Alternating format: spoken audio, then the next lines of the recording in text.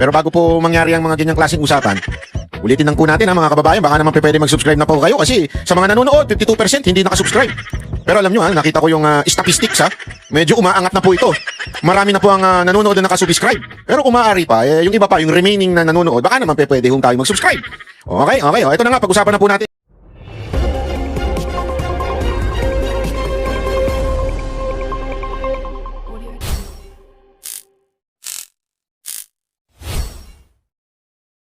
Ang tindi talaga nitong ang lupit nito Hindi, ito kasi yung sinasabi nung iba na kesyo bobo daw, irrelevant daw yung tanong ni Padilla. Anong irrelevant? Dalawa yung pinunto niya dito. Number 1, yung alias. Diba paulit-ulit na sinasabi nila yung alias, tinagtatawanan nila yan, Mary Grace Piatos, kung ano-anong mga alias. Yun nga mga bayani natin noon, gumamit din ng alias. Para hindi sila mahuli ng mga kalaban. Sabi nung isa, may internal, hindi, war yun against other country. Bakit si Ninoy? Sino ba ang ibang bansang kalaban natin noon? Wala naman eh. Ang magkalaban si Ninoy at ang mga Marcos. Bakit siya gumamit ng alias?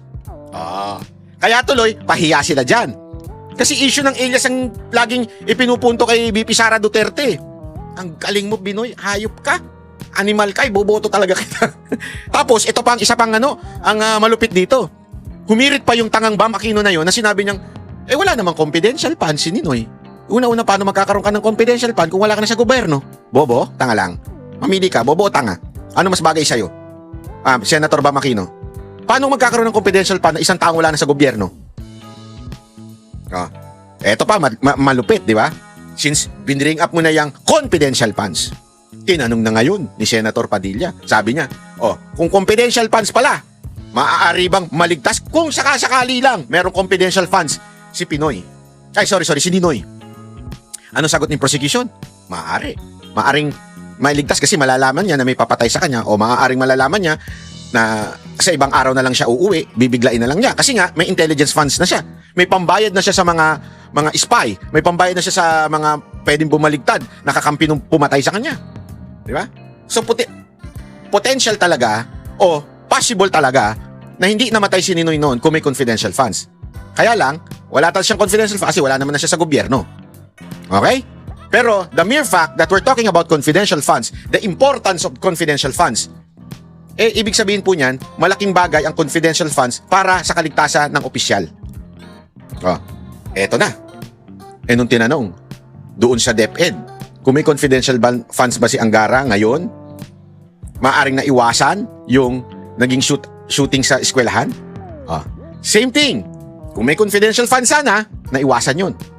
Bakit? Nalalaman kung ano ang galawan ng mga estudyante kasi may mga nagbabantay. Alam mo, yung mga nagsasabing tatanga-tangang walang alam sa confidential. Alam nyo ba na may confidential agent pa? Ang AFP, ewan ko kapulisan pero ang AFP at NBI parehong may confidential agent pa yan. Noon. Ewan ko ngayon hindi ko alam kung tinanggalan nila ngayon. Pero meron yan. Ito po yung mga civilian na not part of the organization. Ibig sabihin, hindi sila part. Tapos, bibigyan lamang sila ng order. Kaya nga may tinatawag na mission order.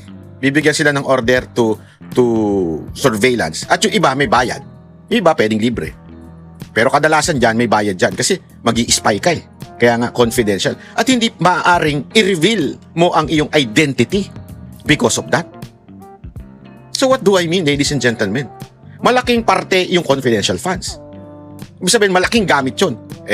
Sabi nung isang bunging political analyst na komunistang terorista, sabi niya, wag mo naman ikumpara si Mary Grace Piatos dun sa mga bayani natin. Tanga ka, kilala mo ba kung sino si Mary Grace Piatos? Kilala mo ba yun? Alam mo ba kung anong nagawa nun?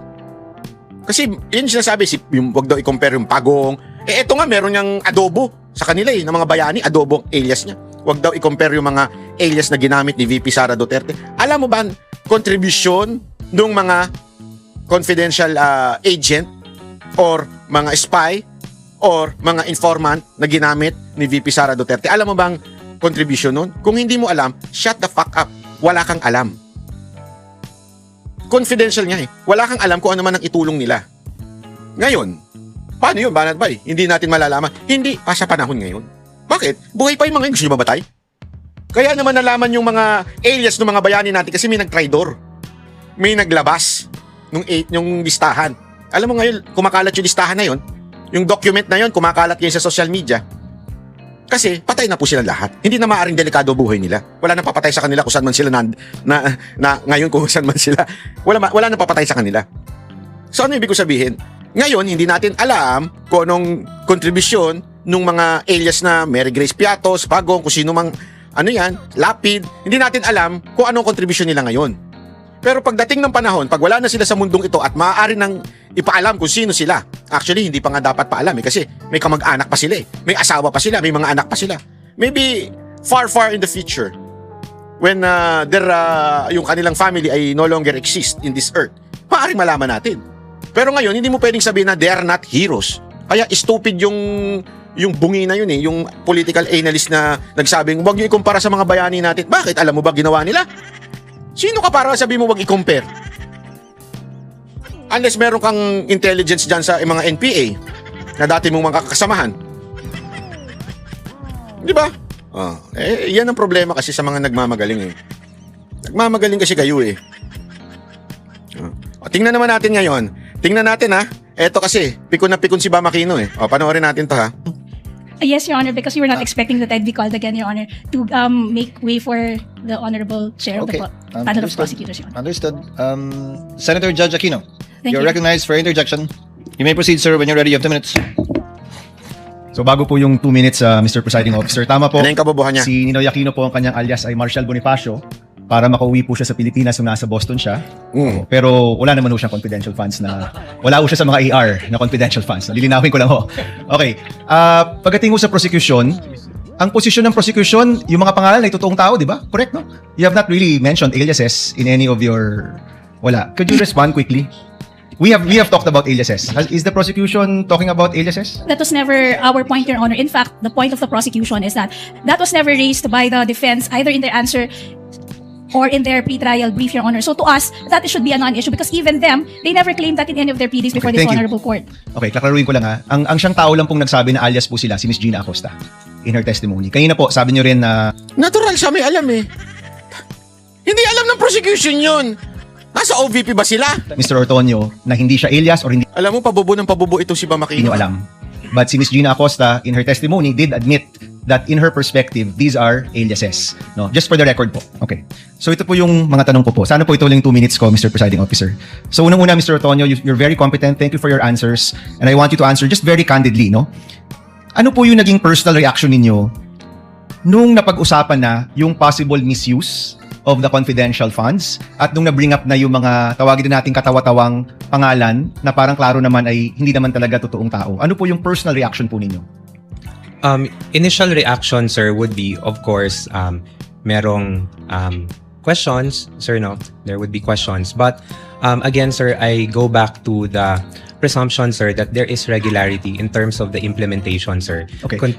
So, may I ask, since you're in the top leadership of the OVP, nung nabibring up na to, ano yung personal reaction, kung alam nyo lang, ng Vice President, ng Chief of Staff, other leaders in your group, nung napag-usapan na posibleng nabigay yung pera sa mga kakaibang pangalan o baka hindi totoong tao, what was your reaction? What was their reaction? Would you know? Nag-meeting ba kayo? Did you call for an emergency meeting? Did you have a huddle in your office to talk about this? Sir, because yung AOM, sir, because it was sent to my officer, pina-personally received sa akin, sir, on behalf of the Vice President. Of course, I provided a copy to the Chief of Staff, sir, and the Vice President. Ang naging instruction lang naman po sa akin, sir, was to respond to the AOMs and make consultations with the Special Disbursing Officer and Security Officer para masagot yung mga concerns or issues raised by COA. Okay, yan yung mga actions nyo, Mr. Ortonio. I'm asking about your reaction. Kinabahan ba kayo? Were you worried? Were you concerned? Was there any concern shown by the Vice President, by the Chief of Staff, by people in your office na posible itong perang ito ay hindi nagamit sa tama? On the matter of concern, sir, I think there is a concern considering that there is already an immediate instruction, sir, to reply to the AOM. That's the sir. AOM. Let's go to the bringing up of these names in Congress. Nung lumabas na yung Piatos, Pusa, Pagong, mga ganyan, were you concerned na yung pera ng bayan posibleng hindi nagamit sa tama at ito'y pinirmahan mo at ito'y nakapangalan kay Alam mo, dito mo talaga malalaman, walang alam ito mga to, no?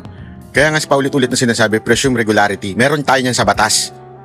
Presume regularity. Kung meron mang mali, kung meron ka mang irereklamo, di ireklamo mo sa tamang forum, sa husgado.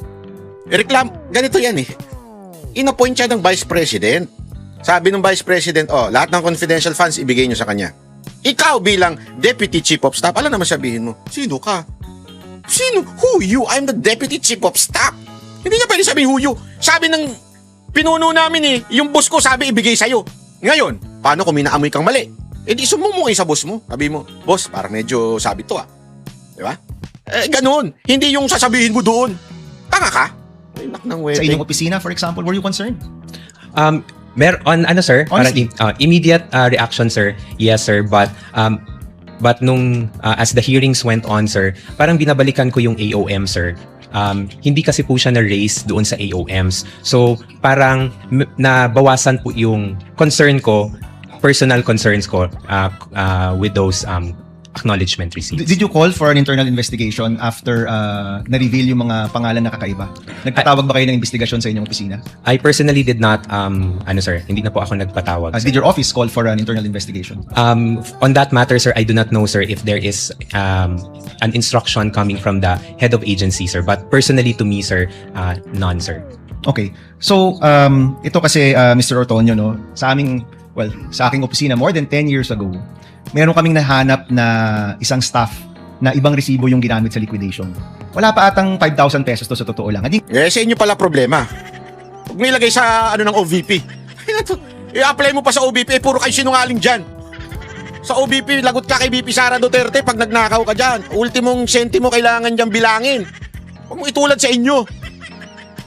Yan ang problema. Alam mo, mahirap yan, lalo na doon sa mga may jowa. Ay, ba't may jowa na naman balat ba? Kasi may mga jowa tsaka yung may ex sila.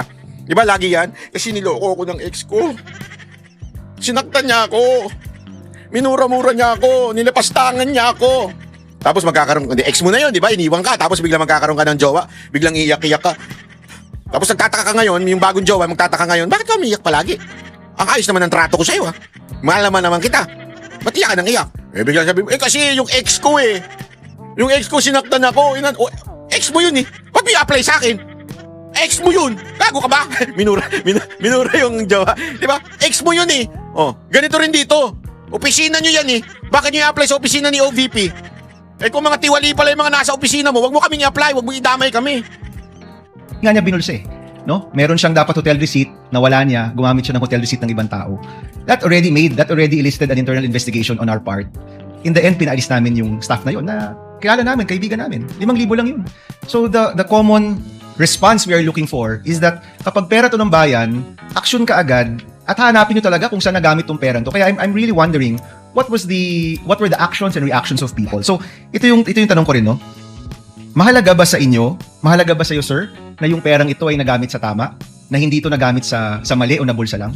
Yes, sir. It is important to me, sir, because in the years na nakasama ko rin po si Vice President Sara Z. Duterte, sir, she also would want na money is spent properly for what it is intended to be used for. Okay, last question, Mr. Presiding Officer. During all of this time, pinatawag po ba si Colonel La Chica o pinatawag ba siya ni Chief of Staff Lopez or ni Vice President? Would you know? Kinausap mo ba? Tinanong mo ba, Colonel, itong mga pangalang ito, sino ba talaga to? Totoo ba to? Bakit nakalagay medicine pero cash talaga yung binigay? Kasi sa totoo lang, sir, yung nakalagay doon gamot pero cash ang binigay na pambili ng gamot, cash pa rin yun. 'Di ba? So in short, yung 500 million parang puro cash yun. Wala man talagang Grabe ang katangahan nito. Sorry Bamakino Masama magsalita ng word na tanga pero napakamangmang mo. Cash pa rin daw yun. Binigay yung pera pambili ng gamot, cash. Natural! Ano naman papel? Paano bibili ng gamot kung walang cash? Sakit mo sa banks, buti na lang wala akong banks. Ganito kabobo tong mga mga senador natin. Mantakin mo ang sagot nila. Tingnan nyo. Kaya nga bigla niyang binago yung statement niya kasi na-realize din yung tanga siya Sir, during all of this time, pinatawag po ba si Colonel La Chica o pinatawag ba siya ni Chief of Staff Lopez or ni Vice President? Would you know? Kinausap mo ba? Tinanong mo ba, Colonel, itong mga pangalang ito, sino ba talaga to? Totoo ba to? Bakit nakalagay medicine pero cash talaga yung binigay? Kasi sa totoo lang, sir, yung nakalagay doon gamot pero cash ang binigay na pambili ng gamot, cash pa rin yun. Ang tanga-tanga mo, Brad! Ano nangyari sa'yo? Natural, anong pambibili ng gamot? Bigas! Grabe yung katangahan nito. Mambihira ka, oo. Pambihira ka talaga. Pambihira ka. Ay, nako. Di ba? So in short, yung 500 million, parang puro cash yun. Wala man talagang supplies or tables and shares because that presupposes. Paano bibili kung walang cash? Huwag niyo akong ipatawag na witness. Kawawa talaga sa akin itong mga senador na to. Buti na lang hindi ako involved dyan. Matatawa talaga ako eh. Bakit? Bakit? Ano ba pambibili ng gamot? Di ba cash? Hindi naman bigas. Hindi naman itlog. Yes, na ang binili nyo, yung tables and chairs or supplies. You actually gave cash na 500 million. Pinatawag niyo po ba si Colonel La Chica? Tinanong, as public officers, we have to exercise the diligence of a good father of a family. No? That's in our oath. So pinatawag niyo po ba ng inyong opisina at pina-explain kung nasaan ba itong perang to? Sir, I was only able to request na makausap si Colonel La Chica in relation only to the response to the AOM, sir. So hindi niyo po natanong itong mga specific questions na ito dun sa mga specificong mga pangalan, mga AR, mga ganyan? At that time, sir, when I was drafting the AOM, sir, no, sir, because I had no knowledge, sir, of the AR, sir. Salamat, Mr. Presiding Officer. Thank you, Senator Judge Aquino. Senator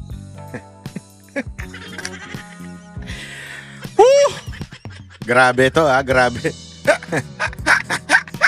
Grabe yun Hindi ko kinaya yun Manamana na talaga ngayong katangahan eh. May isa pang katangahan papakita ko sa inyo. Ito. Hindi ko lang Attorney nailagay Ligutan.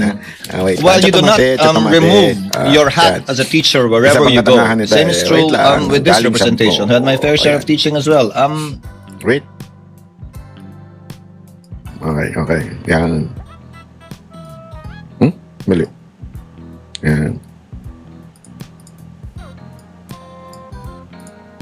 Okay. Pasok. Attorney Ligutan, while you do not remove your hat as a teacher wherever you go, the same is true with this representation. Bakit niya sinasabing ganon? Kasi di ba nagtanda nyo, nagsalita si Ligutan na keso naglabas siya ng something, ng statement, nag-post siya sa FB ng kung ano regarding sa sa pagdinig. Tapos ang dahilan daw niya kasi guru siya, teacher daw siya. Kaya niya tinuturuan lang daw yung mga estudyante kung ano yung tama. Na nanggaling doon sa loob ng hearing. Tama, parang impeachment trial. So ibig sabihin, dahil daw ang dahilan niya, teacher siya. Ito ang sagot ni My Escudero. fair share of teaching as well. Under the rules of the Senate, unfortunately, you have to unbundle it. You have to decouple it. Under the rules of the Senate, if you are counsel for the parties, you cannot comment on the merits outside of a fair and true report of what happened. In this case, based on the TSN, I am not sure of the accuracy given that the statements made were pertain to both leading and misleading questions. Number two, it still does not take away, you're being a teacher, does not take away your responsibility under the CIPRA to a fellow lawyer who you are jousting with or arguing with or competing against. This Pahiya kang, bayot ka. Hindi siya bayot Hindi, gusto ko lang gamitin yung ating kaibigan na vlogger na sayang kang, ano ba yun? Sayang kang bayot ka. impeachment court. The remarks of the good gentleman, the Attorney Ligutan, the counsel for the panel of prosecutors, is noted. Sayang kang bayot ka. Tama nga naman. Alam mo, yun yung sinasabi. Ngayon, hindi ka guro. Ngayon, ikaw ay lawyer sa isang trial. Hindi mo pa pwedeng gamitin yung sasabihin mo guru ka at ikikwento mo sa social media in public, sasabihin mo yung nanggaling doon sa trial. It's pretty obvious because at that time, yun po yung pinag-uusapan. Tapos bigla siya nag-status. Papalusot ka pang animal ka. Yan, pahiya ka ngayon, di ba? Tapos ngayon, nagre-reklamo sila kay VP Sara Duterte, nagbigay daw ng statement. Yan ang problema sa inyo. Pag ibang gumawa, galit na galit kayo. Pero pag kayo ang gumawa, okay lang. Okay na kami, maayos kami, wala kaming problema Ayop yan. Ang lupit nyo talaga. Ang lupit nyo talaga. Ito pa. Ito yung paulit-ulit na isa pang sinasabi nito ni nagmamagaling din to, si Lacson. Paulit-ulit talaga itong Wait Asan na yun? Ito. Son, you may proceed with the interjections when you're ready, sir. You have 2 minutes. Thank you, Mr. Presiding Officer. Good afternoon, Mr. Ortonio. Good afternoon, Your Honor. Even setting aside your educational background, and your work experience, it is not difficult to conclude na matalino kayong tao, you're an intelligent person, and an intelligent witness as well. So, kayo po yung Assistant Chief of Staff ng OBP. Yes, Your Honor. Kayo rin yung concurrently Administrative and Financial Officer.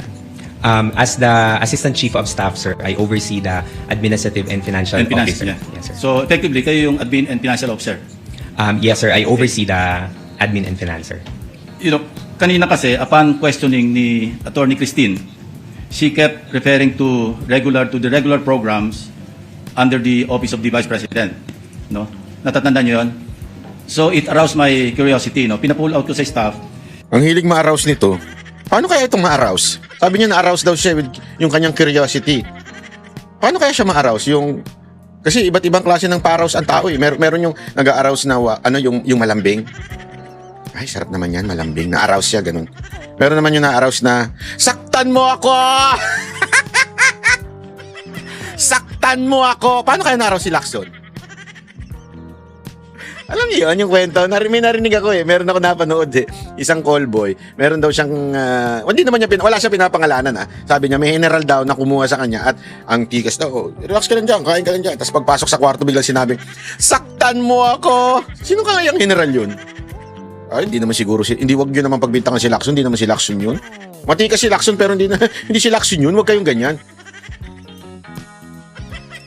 Yung General Appropriations Act ng 2022 as well as 2023. So we found out, papabasa ko sa inyo para hindi ma-charge sa oras ko. For 2022, under the Good Governance Program, merong 621.6 million pesos. Pakibasa nyo na lang, kayo na lang. Sorry, sir, hindi ko makita, sir. Okay, for fiscal year 2022, sir, under Good Governance Program, General Appropriations Act, 621.6 million, sir. Please continue. And then, Physical and Financial Plan for the Confidential and Intelligence Funds, 125 million for the fourth quarter. And then for fiscal year 2020, Under the same program, Good Governance Program, Good Governance under the Program. PFP. Under the PFP, Okay, please sir. continue. And then for fiscal year 2023, Socio-Economic Program Delivery, 2.21 billion Billion, yeah. Under General Appropriations Act, and then 500 million for 125 million first quarter, 125 million second quarter, 125 million third quarter, and 125 million fourth quarter. Okay. For a total of 500 million more. 500 million. Next slide. I-juxtapose ko naman yung... Next slide. Huwag na yan. I-juxtapose ko yung 2022 at saka 2023 OBP Physical and Financial Plans, Confidential Intelligence, dalawang budget years. Pakibasa yung last quarter, physical target. Baka pwede pong ma-request na Okay, Zoom. Pwede bang hindi charge sa time ko ako magbabasa? Okay. Letter A, number of identified areas with surveillance conducted and monitored. Letter B, percentage of activities implemented without untoward security-related incidents. Paulit-ulit po ito, no? So, sabi ko kanina, kayo naman ay mukhang matalinong tao at matalinong witness. Ano pong analysis nyo dyan? on the Very simply, paano nyo i-analyze yung ganitong klaseng mga descriptions? these are the activities that will be done, I sir. know. Pero Yes, kung sir. i-analyze nyo, ano ibig sabihin nito? Hindi ba ito insulto sa common sense? Hindi man lang yung binago ng konti, at least si Colonel Chica siguro ito. Una-una, regular program, sana man lang, pagdating sa PFP, binago nyo yung nomenclature. Tapos, under the physical target, yung column, sana man lang, binago nyo yung activities. Copy-paste eh. Again, ulitin ko, tingin ko sa inyo, matalinong tao, matalinong witness, anong tingin nyo rito? Kung i-describe nyo in one word, Sir, I cannot o ako na mag-describe, I think it's stupid. Yuda, Sana man nakakahawa talaga yung ganyang klaseng ugali ng mga senador, ano? Hindi na maganda eh. Witness mo, tatawagin mong stupid. Witness mo, tatawagin mong tanga-tanga. Alam mo yun, parang, I mean, you can say it in a nice word or you can tell it na bakit yun naman pinabayaan to. Kasi remember, hindi yun naman sila eh. Siya yung in charge. Again, siya po yung in charge doon sa ano. Pero pagdating doon sa papaano execute yung confidential funds, hindi na po sila ang in charge doon.